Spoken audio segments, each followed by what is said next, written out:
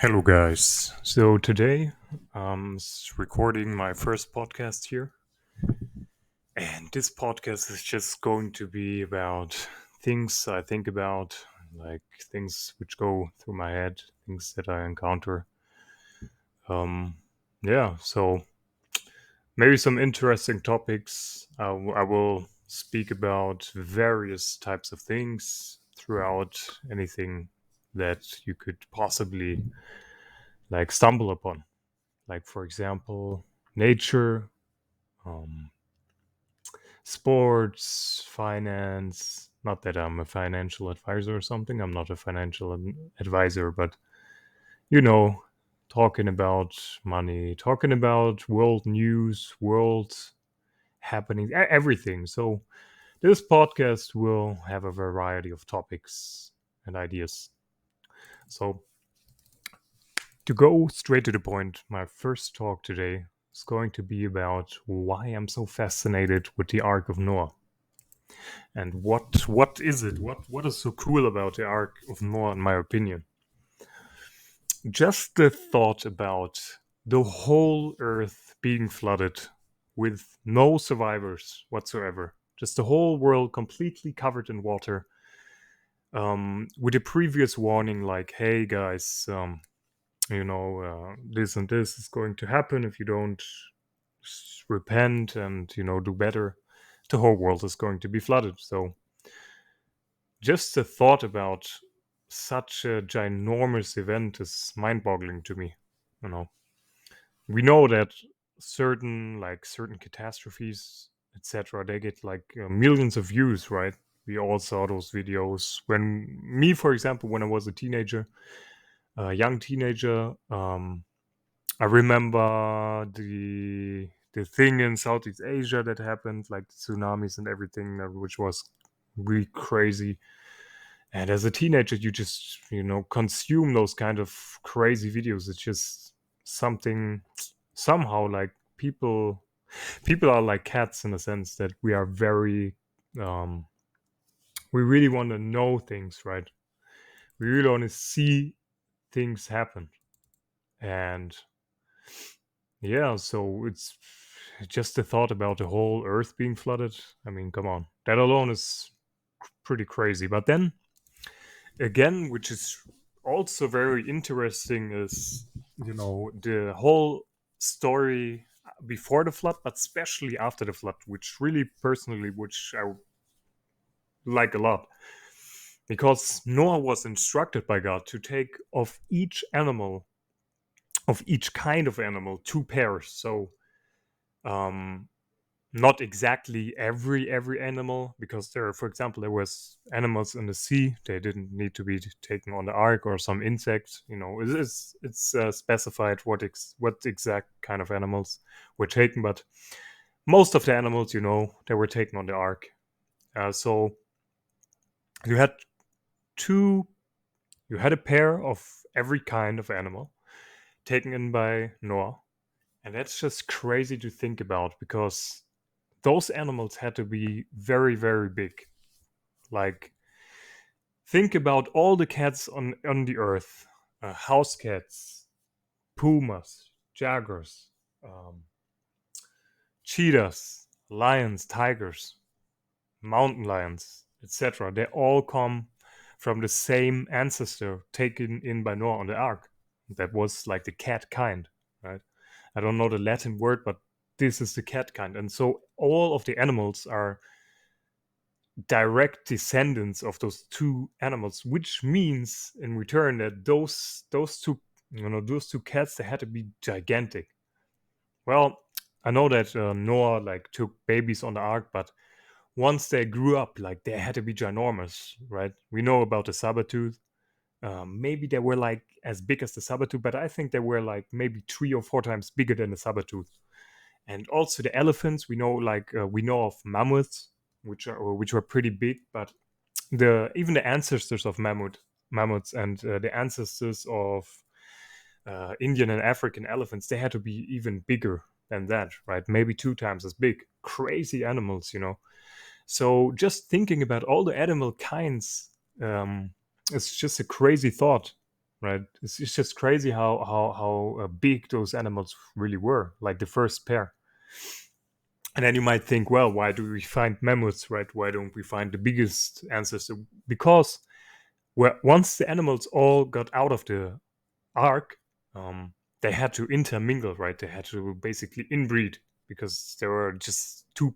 There were just a pair of each kind, so they got smaller and weaker pretty fast because um, when you replicate, or like when you, when two when you get offspring, lots of DNA is lost, right? So lots of DNA is lost, and that means if you closely related, there's a big chance for sickness, illness, etc. So because the thing that the one parent has, the other parent has as well, right?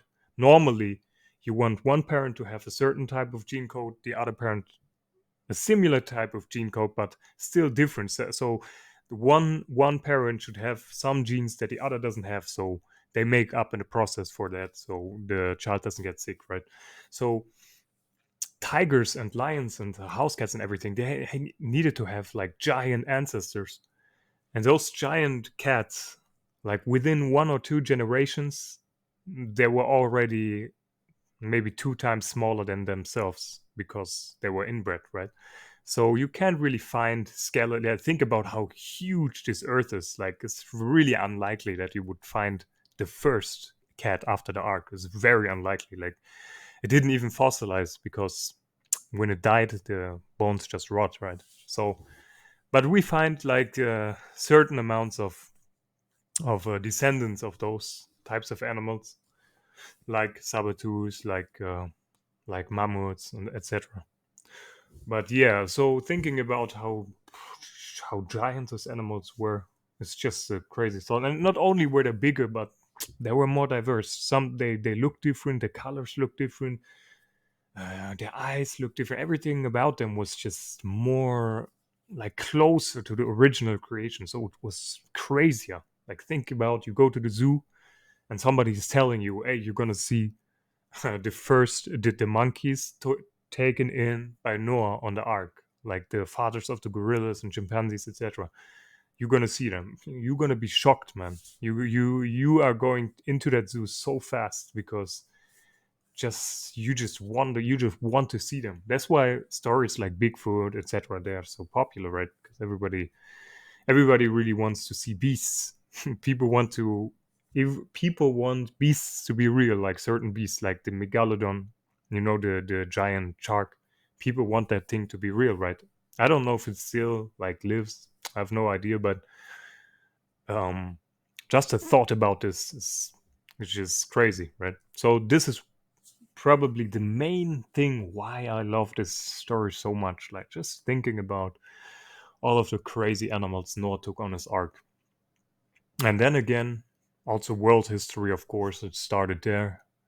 It was reset. Everything was reset. We don't know. We have no idea like how the civilization went from Adam to Noah.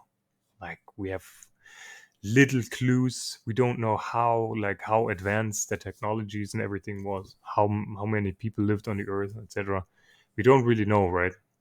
But there's some people right now they concern themselves with mud fossils, like which is legit to an extent because of course if you have like structures and you bury them into mud, right? Um, under a certain amount of pressure, it's going to form to stone, right? So some of it may be not true, right? And some of it might be true. So it's an interesting field of research, really. Yeah. So it's just crazy. So sometimes I just wonder how it was on the ark. Like everything was covered underwater. It was raining in the dark, and you're just in the ark with all the animals, and you're the only survivors, etc. Crazy, right? So it's just fascinating to me. It mainly like it connects the whole field of biology. Like the whole field of biology is connected to that one story for me personally. It is in reality, it is, but especially for me personally, that's why I'm interested in so much. So Every time I go to the zoo, I go to the zoo quite often. Lately, not that much, but I try to go as much as possible.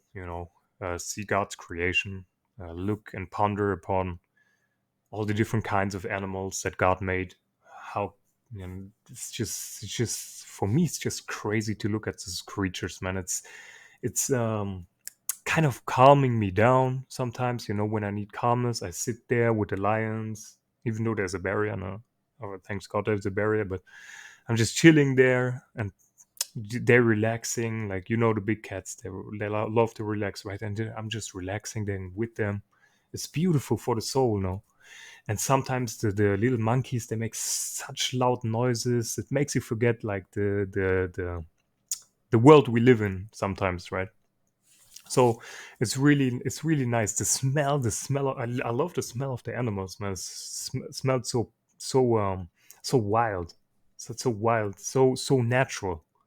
It just brings out inner instincts that God put into us out further. I feel connected to nature. I don't want to be like sound too hippie, but it just makes me connect to nature in a very beautiful way. So that's why I like to visit the zoo. And every time I visit the zoo, I remember the Noah Ark story every time. Like I can, like it's always connected. I look at that animal and I think, hey, the ancestors of this animal, how huge were they? How did they look? Where did they go first? What path did they take to settle down on Earth, etc., and stuff like that. And then also why I like it also not just for the natural shock factor or something, but also because I know God promises in like to create us back in Adam's form. This is through a narration of the Prophet Muhammad, peace and blessings be upon him, that he said that once you reach paradise, you are going to be as tall as Adam, right? And the woman, of course, they're going to be as tall as Eve, as a conclusion of that saying, right? So everything else, and people ask the Prophet, peace and blessings be upon him, if animals are there, and of course there's animals there. There's a bunch of animals. I think I can't remember properly. I think one of the names of paradise has something to do with animals, right? Or with living things or animals. But this is like the animals there are going to be brought back into their original form as a conclusion as well. They're going to be created back into their original form, right? And that's just a crazy idea to me. So that's why I especially love it, because I like it's like bringing me joy into and motivation um for paradise, because I want to see how all of the earth was back in the day. I want to see like a movie in heaven, like everything went down, like how everything went, the whole history, like history movies, the timeline movies, the chronicles or something like that. You have from year this and that to through this and those years till this and this date. In heaven, I want to see like a movie from the beginning of Adam till throughout the history, through all the prophets, through Noah, through the ancient civilizations, everything, through all the wars in history, everything. Like I want to see everything, and till now, no, till the judgment day, right? Till now, and then even further. But yeah, guys, we are living in crazy times, anyways. We're living in the end days, so we gotta have to. We are going to watch a movie, anyways. If we keep on living longer, right? We are going to watch a movie anyway. We saw a little bit of those movies, right? Anyways, but it's going to be even more crazy and crazier. So even everybody who lives through is going to witness some great, like crazy things to happen. So yeah, guys, this is basically why this channel is going to have a lot of content about nature and the story of Noah and etc. It's just one of my favorite topics ever, like hands down. It's like a hobby, you know. Often I go and watch some creationist videos from like American videos about creationism, etc. And as I said, I go out into nature, and the story of Noah is always connected to my mind. So yeah, guys, this was just the first podcast. I hope and pray that there's going to be lots and lots and lots of more podcasts, and see you guys later.